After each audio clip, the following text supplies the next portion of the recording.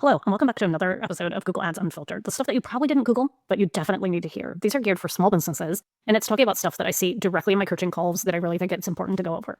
So the biggest thing that I've been seeing, and I validated this with one of my other friends that is also in the Google Ads coaching space, is that I'm seeing more and more of my coaching calls where either I'm asked to validate something directly out of the AI, or somebody will call and tell me I'm using AI, meaning I'm using a chatbot like a Gemini or ChatGPT, to help me do Google Ads strategy. And I'm absolutely horrified about this, and I'm horrified about this for numerous different reasons. So we're going to get into it.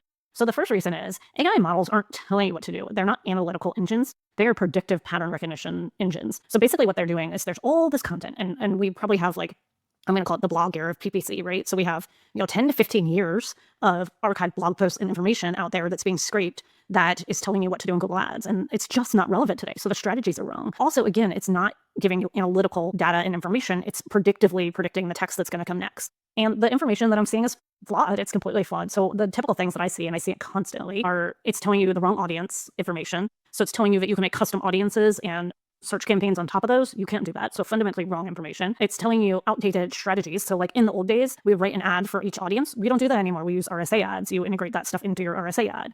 Another thing it'll tell you to do is it will kind of veer on one of two sides. So it would either be very, very pro Google, like use broad match. This is why broad match is the best thing ever. Or it'll tell you, you're not putting in negatives. You're not doing XYZ, but it's like very, very rudimentary. It never, ever, ever gets into the nuance and the emotion and the different use cases. It never gives good concrete client examples, which I have from years of experience, and valid case studies into why things work or don't work in Google Ads. It doesn't talk about the fact that Performance Max has only been around like, 5-ish years at this point, and there is no best structure.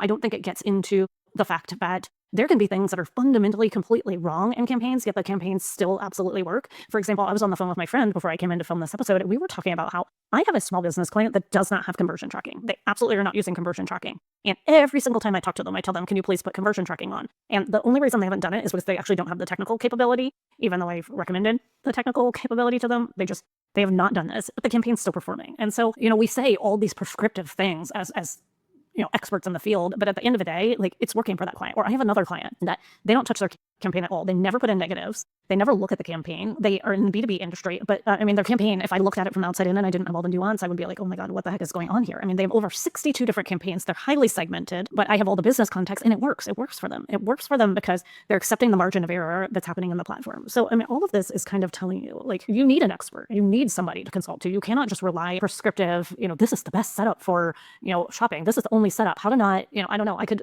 go and literally go on YouTube right now and just pick apart some of the stuff that I see that just makes me actually want to jump out of my seat and start screaming, because it's just the most ridiculous expectation ever about the platform. I just can't. Yeah, here are some things that just, the sneaky way to steal customers with Google Ads. Like, what?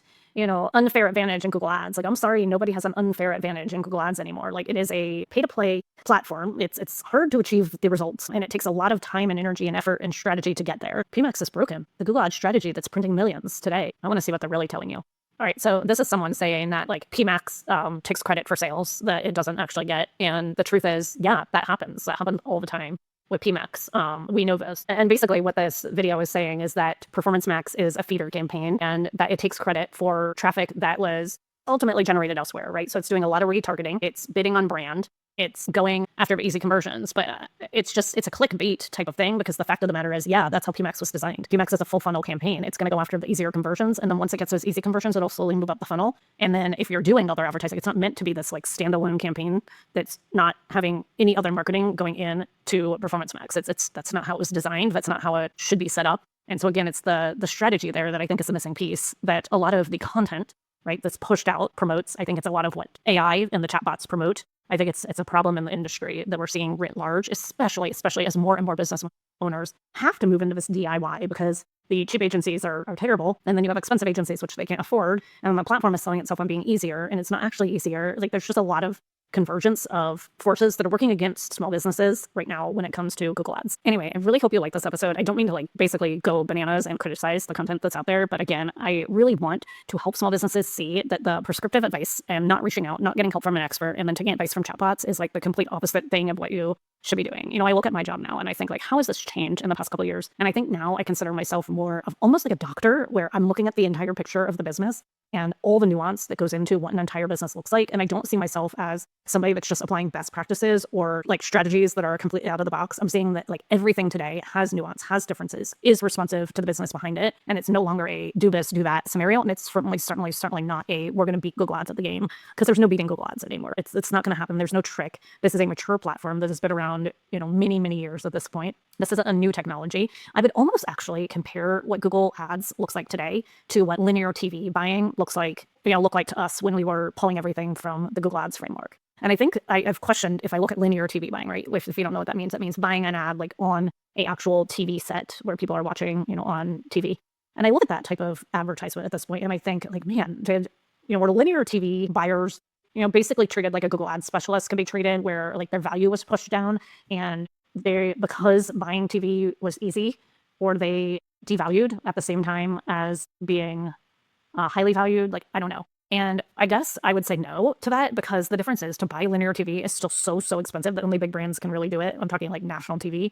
And so they always have lived on the big agency front. And so I don't see that skill set as being something that has been devalued. I also think that not only do you have such big buys, but it's such a unique skill set at this point, because again, when it lives with big brands, there's so few people that do it and do it well. And those people have years and years of industry context behind them. So it's not treated. Whereas with Google Ads, I feel like because you can just go get certified, and because anyone with any money, right? Like technically somebody who has $1,000 or $2,000 can buy Google Ads and make that succeed. Like that is absolutely a technical feasibility. But I think because the skill set doesn't necessarily always live at the big agency, that's how Google Ads expertise has been coached into people as being like this get rich quick scheme, which, is a market for lemons. It's a market for issues. It's a market for problems. Again, I really appreciate your time today. I hope this episode was worthwhile. I hope that it motivated you to just call an expert like me who keeps my prices, very, very reasonable. And I hope that if you are with an agency that is one of the most cheaper agencies, and you have that feeling in your gut, because every time that I actually talk to a client, like, I had a feeling, but I trusted them, that you actually do make the move to get the consulting and to move to something better for your business. Because I think at the end of the day, you deserve for this platform to work for you. You don't deserve to be, run through the gamut of, a complete woman or Salesforce. I do think Google can work. And if it doesn't work, you deserve to be told that fairly quickly, which is continuing to spin your wheels. Because if you think for 1 second that an agency, even an agency with a decent retainer, won't take a business that they know won't succeed just to get that retainer, you're wrong. In any case, thank you so much for listening to another episode of Google Ads Unfiltered, and I'll see you in the next episode.